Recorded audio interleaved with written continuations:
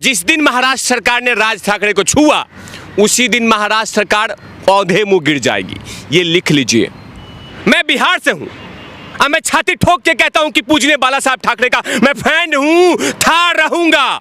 एक बार आके खाली शिवसेना के कोई नेता कह देना कि हाँ लाउड स्पीकर लगी रहेगी, कह दे। तिवारी भैया, जिस तरह से राज ठाकरे ने लाउड स्पीकर का मामला उठाया, इसके बाद उनके ऊपर आर्म्स एक्ट के तहत केस कर दिया जाता है थाने में, कैसे देखते हैं मामले को? कि जैसे जैसे राज ठाकरे आगे बढ़ेंगे वैसे वैसे माइक्रोस्कोप लेके, दूरबीन लेके, डिटेलिंग में जाके जूम करके हर वो भाषण का विश्लेषण करना शुरू करेगी शिवसेना।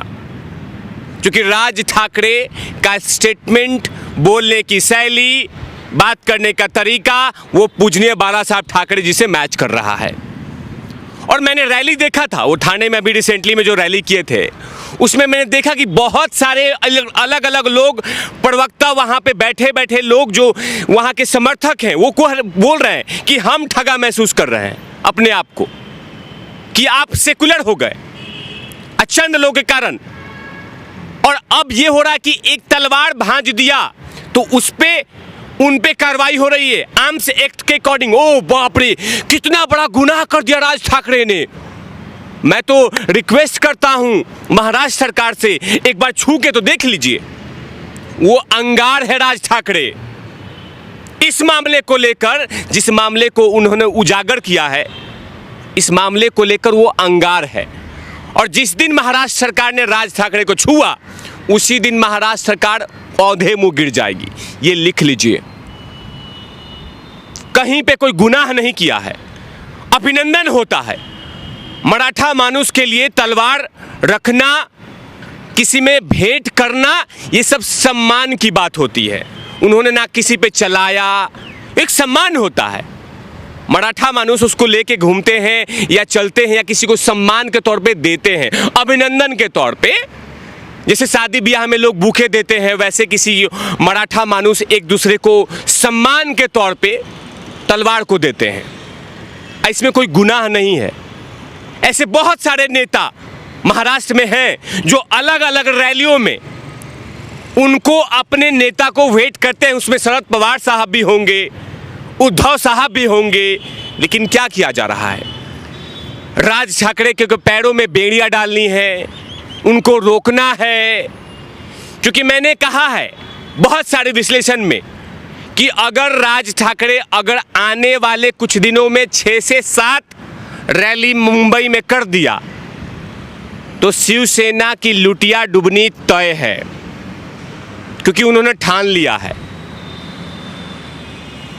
कि मैं जो स्टेटमेंट बोल रहा हूं उसमें कोई गलत नहीं है। उन्होंने अवैध स्पीकरों की बात कर रहे हैं, लाउड स्पीकरों की बात कर रहे हैं। और ये पहली बार उठाया नहीं है ना मुद्दा। ये तो शिवसेना अपने मुखपत्र सामना में भी लिखती रही है उस पर लेख।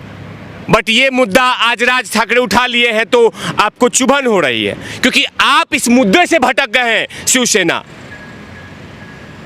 लेकिन आजकल इंटेलिजेंस ब्यूरो के चीफ लोगों को लगा दिया गया है कि राज ठाकरे जहां जहां भाषण दे उस भाषण का डिटेलिंग में जाओ। 5-6 ऑफिसर को लगा दिया गया कि इसमें जूम करके देखो कि कोई गलत पाई गई है क्या।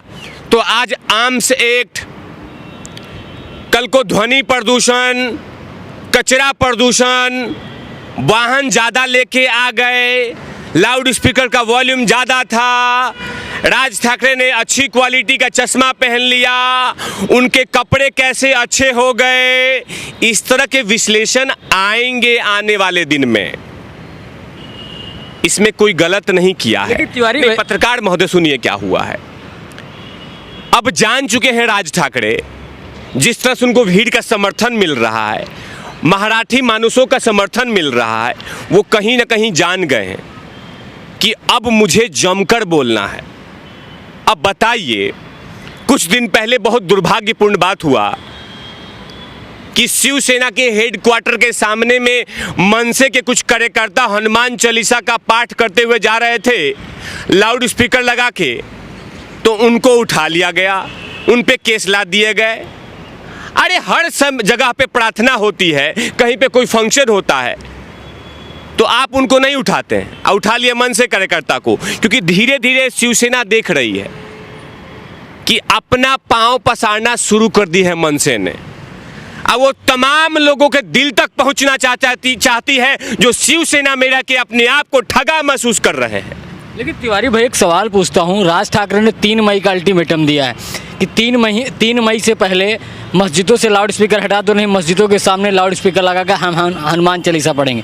कैसे देखते हैं इस बयान को राज ठाकरे? देखिए, मैंने बहुत सारे इलेक्ट्रॉनिक मीडिया में ठाणे के उस रैली का विश्लेषण किया।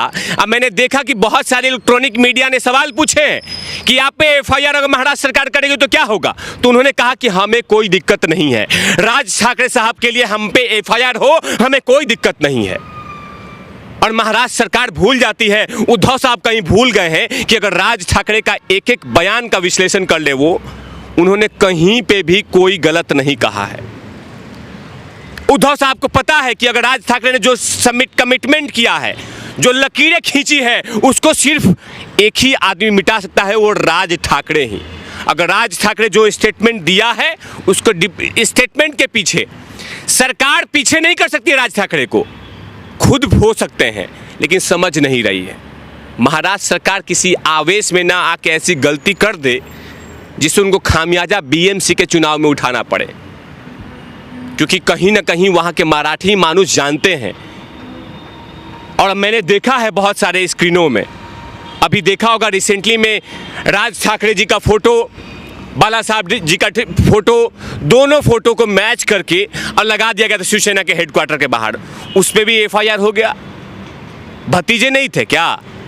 वो नहीं मानते थे, अपने चाचा को प्यार नहीं करते थे? करते थे। अब वहाँ की जनता जानना चाहती है कि राज ठाकरे वहाँ के करंट पॉलिटिक्स में कूदे आए और उनका स्वागत होगा। यही हो रहा है कि पहली रैली जो शिवाजी पार्क में हुआ वो शानदार रैली थी, दूसरी रैली जो ठाणे में थी वो भी शानदार रही है। लेकिन ये करना कि अब तलवार, अब देखिए भांजी नहीं गई है, पत्रकार महोदय, भांजी कहीं नहीं गई है, एक सम्मान के तौर पे दिया गया है। लेकिन बेहद दुर्भाग्यपूर्ण है कि उनके ऊपर में FIR हुआ है। जो कुछ वहां पे गलत हो रहा है उस पर तो कोई कुछ नहीं किया जा रहा है। शिवसैनिक किसी आर्मी ऑफिसर का आंख फोड़ देते हैं, उस पर FIR नहीं होता है। जो साधु के साथ लिंचिंग हुआ था उस पर तो अभी इन्वेस्टिगेशन नहीं चल रही है, उस पर कोई गिरफ्तारी नहीं हुई है। जिसने मुंबई को दहला दिया दाऊद ने, उसी के बिजनेस को पाल पोस के बड़ा कर रहे हैं नवाब मलिक, उस पे तो निसंकोच हाथ कांप रहा था फैसले लेने में महाराष्ट्र सरकार का।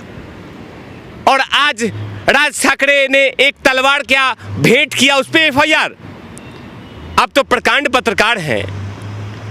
नवाब मलिक को आपने देखा होगा, जेल के अंदर जाके 15 दिन तक टिके रहे। आज सरकार ने उनसे ये नहीं कहा कि इस्तीफा दो, नहीं कहा। डर लगता है कि अगर ऊंची आवाज में बोल दिया नवाब मलिक के तो सरकार कहीं गिर न जाए। आखिर के तिवारी भी एक बात सवाल जानने की कोशिश रहेगी, शिवसेना जो हमेशा से हिंदुत्व की सपोर्ट में रही, आज शिवसेना लाउड स्पीकर की बात आती है, खुद सामना में कई बार कह चुकी है लाउड स्पीकर हटने चाहिए। क्या वजह है कि शिवसेना इस पर फैसला नहीं ले पा रही है? देखिए, जिन पार्टी के साथ सरकार में चल रही है उद्धव साहब, उन पार्टी को ये पसंद नहीं है, उनको सेकुलरिज्म पसंद है। NCP, कांग्रेस पार्टी, इन चीजों को सेकुलरिज्म पसंद है। शिवसेना का क्या था एजेंडा? शिवसेना की विचारधारा की थी कट्टर हिंदुत्व। मैं बिहार से हूं, अब मैं छाती ठोक के कहता हूं कि पूजने बाला साहब ठाकरे का मैं फैन हूं, था, रहूंगा। उत्तर भारतीयों के मामले में मैं समर्थन नहीं करता, प्रांतवाद की समर्थन नहीं करता, लेकिन जिस मामले को लेकर पूजने बाला साहब ठाकरे जी महाराष्ट्र की धरती से लेकर अयोध्या तक पहुंचते हैं, दिल्ली तक पहुंचते हैं, उसका समर्थन करते हैं हम। लेकिन आपने उन विचारधाराओं को तिलांजलि दे दी है। ये तो अच्छी बात है कि ठाकरे परिवार का कोई बंधु आके वो बोल रहा है कि जो पूजने बाला साहब ठाकरे जी का सपना था उसको अगर राज ठाकरे साहब लेके चल रहे हैं तो क्या दिक्कत है? आपको ये कहिए कि आपकी सत्ता डोलते हुए दिख रही है, सत्ता का पतन होते हुए दिख रहा है, इसीलिए लगातार जूम पे जूम ऐसे कहा जा रहा है कि राज ठाकरे भड़का रहे हैं। राज ठाकरे ने कहीं कहा है कि अजान नहीं होने देंगे? उन्होंने कहा कि नहीं, अजान जमकर कीजिए, अपने घर में कीजिए। कहाँ कोई बोलता है कि लाउड स्पीकर बड़े बड़े लगा के पूरा लोगों को परेशान करो? कोई कहता है? नहीं कहता है ना। लेकिन हाँ कि लगाया जा रहा है। यही मुद्दे, एक मिनट मैंने जब मतलब सामना में जो आर्टिकल छपे, जो शिवसेना बोले, वो सब कुछ सत्य है।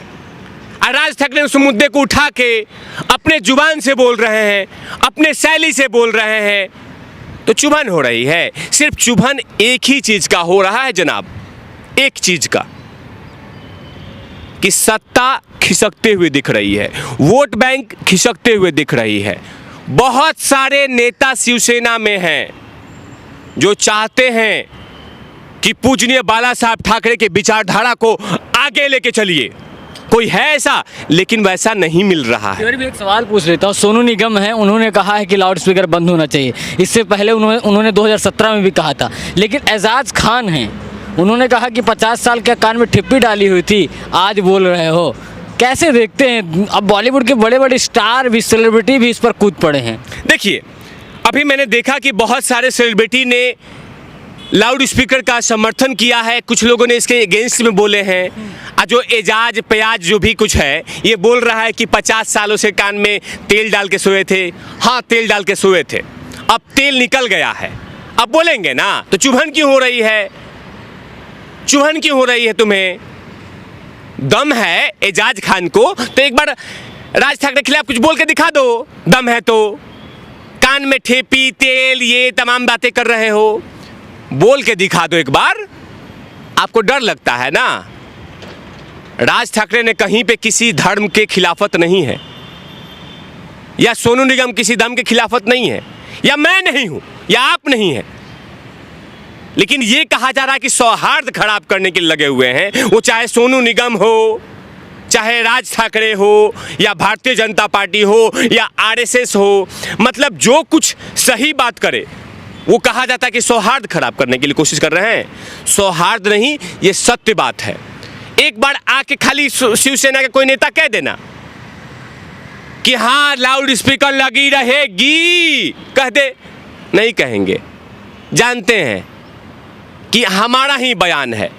राज ठाकरे उसको साफ करके और खुद अपने बयान से बोल रहे हैं।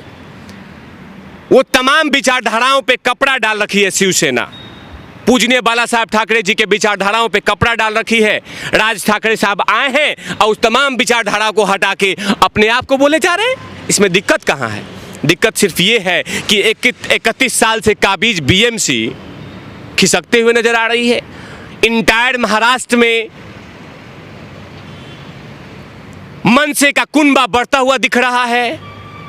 लोग हाथों हाथ राज ठाकरे के भाषण को फॉलो कर रहे हैं, समर्थन कर रहे हैं। तो इसमें दिक्कत कहाँ है? मैं तो आपके चलते चलते आपके से एक विनती करता हूँ महाराष्ट्र सरकार से कि राज ठाकरे को गिरफ्तार कर लीजिए। बस एक बार गिरफ्तार कर लिया जाए।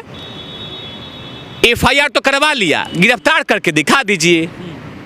उसी दिन से सरकार का पतन निश्चित है पत्रकार महोदय। लेकिन तिवारी भाई एक सवाल पूछ लेता हूँ, आखिरकार लाउड स्पीकर पर इतना घमासान क्यों मचा है? क्योंकि कुछ मौलवियों की अगर बात करें तो वो तो विरोध कर रहे हैं कि ये तो अजान मतलब लोगों तक पहुंचने का हमारा जरिया है, लोगों को बुलाने का हमारा जरिया है, जरिया ही छिन जाएगा। अरे इसमें लोगों का बुलाने क्या जरिया है? मतलब स्पीकर में कहेंगे आप कि नमाज के लिए आइए, नमाज के लिए आइए, अजान के लिए आइए, अजान के लिए आइए। अरे जो जहां है वो वहां पे पूजा पाठ कर सकता है। इसमें ये क्या कहने की कि बुलाने की, इनवाइट करने की जरूरत है? किसी को पता नहीं है कि इस टाइम पे नमाज होता है, मस्जिदों में नमाज पढ़ी जाती है या घरों में नमाज पढ़ी जाती है? इसमें किसी को पता नहीं है? सबको पता है। जो समुदाय को फॉलो करता है वो पता है उनको बुलाने की जरूरत क्या है? तो इसका मतलब आप बुलाने के लिए बोल रहे हैं। तो ये यूरोप जैसे कंट्री में, दुबई जैसे कंट्री में, सऊदी अरब में, वहां नहीं बुलाते हैं।